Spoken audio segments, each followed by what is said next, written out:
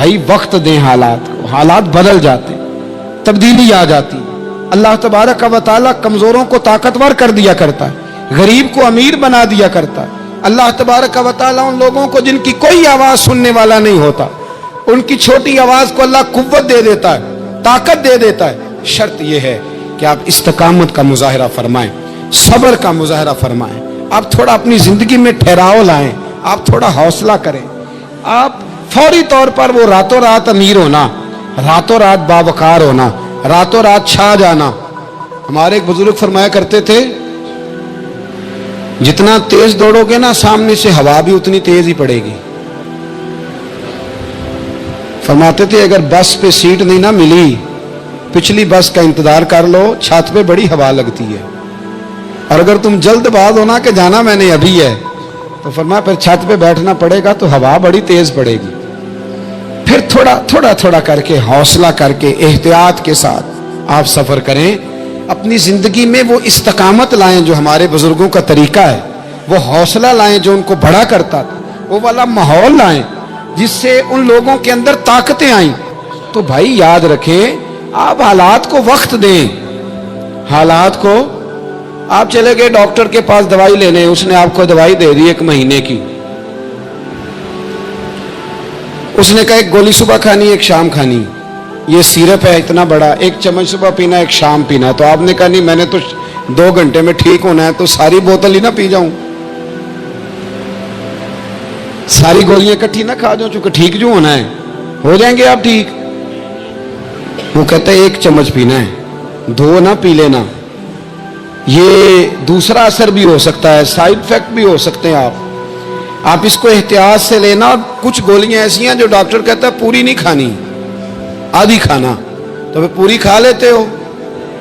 بھائی تھوڑا انتظار کریں، آپ جہاں کھڑے ہیں، جس مقام پہ کھڑے ہیں، استقامت کا مظاہرہ کریں، تھوڑا وقت دیں، بڑی بات نہ کریں لیکن تھوڑا ٹائم دیں، تھوڑا حوصلہ کریں۔ ہم فوراً رزلٹ اناؤنس کرتے ہیں، فوراً۔ میرے سنگی کئی دفعہ کہتے ہیں کہ حضرت صاحب آپ کیسا محسوس کرتے ہیں؟ تو میں کہتا ہوں میں تو سیدھا محسوس کرتا ہوں۔ ہمیں لوگ فون کرتے ہیں ٹائم دو، جس کو دے دیا اس کے کاغذوں میں ویری گڈ ہے، اور جس کو نہیں دیا وہ سلام بھی نہیں لیتا، فون بند کر دیتا ہے، چھٹی۔ ویری گڈ آپ اس کے کاغذوں میں ہے جس کی بات پہ آپ پورے، اور جس کو آپ کہہ رہے ہیں کہ نہیں ذرا تو پیار کر، محبت کر، تو ٹائم دے، تو وہ اس بات کے لیے تیار ہے۔ تو آپ صبر کریں، آپ حوصلہ کریں، آپ جس سٹیٹس میں، اور زندگی میں یاد رکھیں جتنا کوئی آپ کو اونچی اور بڑی جگہ پہ بیٹھا نظر آئے گا نا، اتنا زیادہ آزمائش کا شکار ہوگا وہ شخص۔ اس کے لیے روز ایک چوراہا ہے، روز ایک چوک ہے۔ اگر 20 لوگ آپ سے روزانہ رابطے میں ہیں تو آپ ایک جگہ پہ جا سکتے ہیں، یا 2 جگہ پہ 17-18 نے آپ سے ناراض ہونا ہے۔ آپ محسوس کریں اس بات کو۔ آپ جہاں بیٹھے ہیں، جس اسٹیج پہ آپ بیٹھے ہیں، آپ اپنی سیاسی جماعتوں کو دیکھ لیں۔ 10 بندے نکل کے ادھر چلے جاتے ہیں تو 5 نکل کے ادھر چلے جاتے ہیں، تو 6 اپنے الگ ایک گروپ بنا لیتے ہیں، تو 7۔ تھوڑا حوصلہ کریں، وقت دیں، حالات وقت پر تبدیل ہو جایا کرتے ہیں، سچائیاں ثابت ہو جاتی ہیں۔ جلد بازی والے ماحول سے نکلیں، حوصلہ، توانائی۔ یہ درست ہے کہ ہم انسان ہیں، کمزور ہیں، ہمیں پریشانی ہوتی، ہمارے اعصاب پر چیزیں سوار ہوتی ہیں، ہم ٹینشن بھی لیتے ہیں، لیکن بہرحال جب آپ کو آپریشن کرانا ہے تو پھر آپ کو تھوڑی دیر کے لیے آنکھیں بند رکھنی پڑیں گی۔ جب آپ کو ٹھیک ہونا ہے تو پھر آپ کو بیماری کو وقت دینا ہی پڑے گا، پھر آپ کو انتظار کرنا ہے۔ اور وقت بہت بڑا منصف ہے، اور بھائی بہت بڑے فیصلے ہو جاتے ہیں، بڑے بڑے انصاف ہو جاتے ہیں۔ اگرچہ وقتی طور پر فضا کچھ اور بنتی ہے، لیکن سچ ہمیشہ سچ ہوتا ہے، حق ہمیشہ حق ہوتا ہے، حق نکھر جایا کرتا ہے۔ بہت سارے جھوٹ اور پراپوگنڈے کے بیچ میں سے سچ میں طاقت ہوتی ہے، وہ خود اپنی قوتیں بنا کے بیچ میں سے اڑ جایا کرتا ہے، اور اڑ کے وہ چھا جایا کرتا ہے۔ اس کے اندر قوت ہوتی ہے، ہمت ہوتی ہے۔ وقت دیں، حالات ٹائم دیں، آپ دیکھیں کتنی جلدی حالات بدلتے ہیں۔ بڑا نام ہے امام احمد بن حنبل کا، بڑا تذکرہ ہے، بڑا کچھ ہے۔ پتہ ہے آپ کو کہ امام احمد بن حنبل کتنا عرصہ جیل میں رہے ہیں؟ इमाम साहब को इतने दुर्रे मारे जाते थे कि जब आपका कुर्ता उतारा जाता था तो उससे खून नुचड़ रहा होता था। आज हम मुस्नद इमाम अहमद बिन हंबल एसी वाले कमरे में बैठ के पढ़ते हैं, और जब हम उसका हवाला दे रहे होते हैं तो हम कह रहे होते हैं, तो पता मैं कितना बड़ा आदमी हूं, 14 जिल्दों की किताब में से हवाला दे रहा हूं। उस बंदे से पूछो जिसने लिखी है, उससे पूछो जिसने ये कमाल किया है। और इतना बड़ा आदमी और सच्चा बादशाह मार रहा है। एक दिन उसने ताना भी दिया, कहने लगा अहमद बिन हंबल, मुझे भी पता है आप ठीक हैं और आपको भी पता है आप ठीक हैं, जुल्म हो रहा है, ज्यादती हो रही है, पर लोग आपकी सपोर्ट क्यों नहीं कर रहे? दुनिया आपके पीछे क्यों नहीं चल रही? कोई आपके साथ क्यों नहीं आ रहा? तो इमाम अहमद बिन हंबल कहने लगे, इतना ही काफी नहीं कि तू मेरे ऊपर जुल्म करके भी मुझे सच्चाई कह रहा है, ये मेरी जीत काफी नहीं। और फरमाया अगर तूने रिजल्ट देखना हुआ ना तो तेरा और मेरा रिजल्ट जनाजे वाले दिन निकलेगा।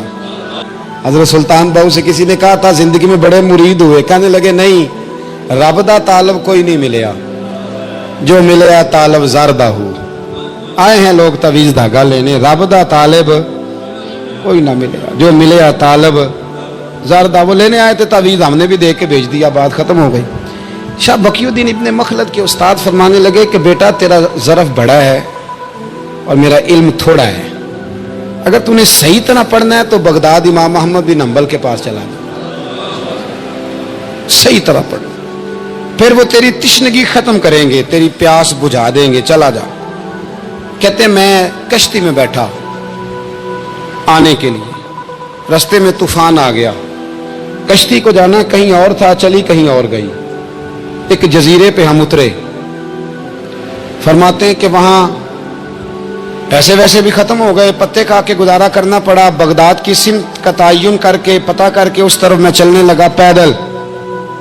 हमारा बच्चा माशाल्लाह से जो अब्बा जी से पूरे पैसे लेके जाता है ना पढ़ने के लिए, उसका भी पूरा प्रेशर होता है अब्बा जी के, आपको पता नहीं मैं पढ़ाई कर रहा हूं। हालांकि बाद में पैसे सारे अपने अकाउंट में जमा कराता है, अब्बा जी को देता, लेकिन प्रेशर क्रिएट करता है कि मैं तालीम हासिल कर रहा हूं आपके हुक्म पर, लिहाजा आप मेरा एहसान माने। माज़अल्लाह था। कहते मैं तयन करके बगदाद की सिमत चलने लगा, शहर बगदाद की ये निशानी। कहते मैं जा रहा हूं उस सिमत, पत्ते भी खाने पड़े रास्ते में। 1.5 महीना लगा तो मैं बगदाद पहुंचा। अब मैंने लोगों से पूछा कि इमाम अहमद बिन हंबल का मदरसा कहाँ है? जब मैंने कहा ना इमाम अहमद बिन हंबल, तो एक जमाने में नाम बजता था, डंका बजता था। आज जेल में जब कहा ना इमाम अहमद बिन हंबल, तो जिससे पूछा कहने लगा चुप कर जा, उनका जिक्र ना करना, उनका नाम लेता है जेल ही जाता है, उनका ना नाम लेना, खबरदार। कहते मैंने कहा क्या हुआ? का बादशाह मुखालिफ हो गया, इमाम साहब का दारुल उलूम तो बंद हो गया, वो तो घर में कैद है। तवज्जो है मेरी बात पर?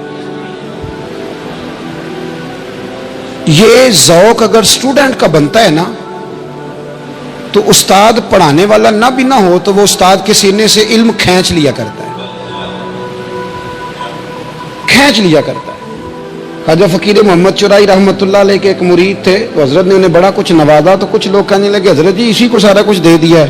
फरमाने लगे बेलिया इदियां दावां ही बड़ियां सन, ये तो मैनू रेड़क के मक्खन कट के लै गया, ये दावां ही बड़ियां सन। कुछ लोग होते हैं ना प्यारे, उन्हें तरीका होता है, दुआ ले लेते हैं, और कुछ कहते रहते हैं हजरत जी दुआ करना, और दुआ लेने वाला काम कोई नहीं करते, कहते रहते हैं दुआ करना।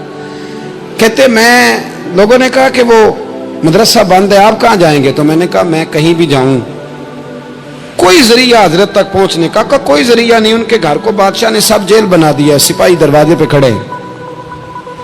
आपने फरमाया फिर भी एक बंदा कहने लगा इतनी नेकी कर सकता हूं कि मैं तुम्हें उनका दरवाजा दिखा सकता हूं।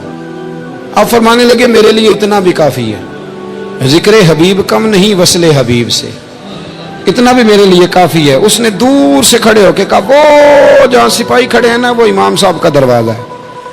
शाह बकीउद्दीन साहब कहते हैं मैंने कहा तू अब जा, अब देखना मैं इल्म कैसे हासिल करता हूं। सब्र देखो, इस्तिकामत देखो, हौसला देखो। आप फरमाते हैं कि मैंने ना अपने सर से टोपी उतार के किसी को दे दी, और बाल मैंने बखेर डाले सारे, एक जगह से 2 जगह से कुर्ता मैंने फाड़ लिया, हाथ में ना मैंने प्याला पकड़ लिया मांगने वाला, तेनू लब दिया आप गवाचे। मैंने ना प्याला पकड़ लिया हाथ में मांगने वाला, और जिस जगह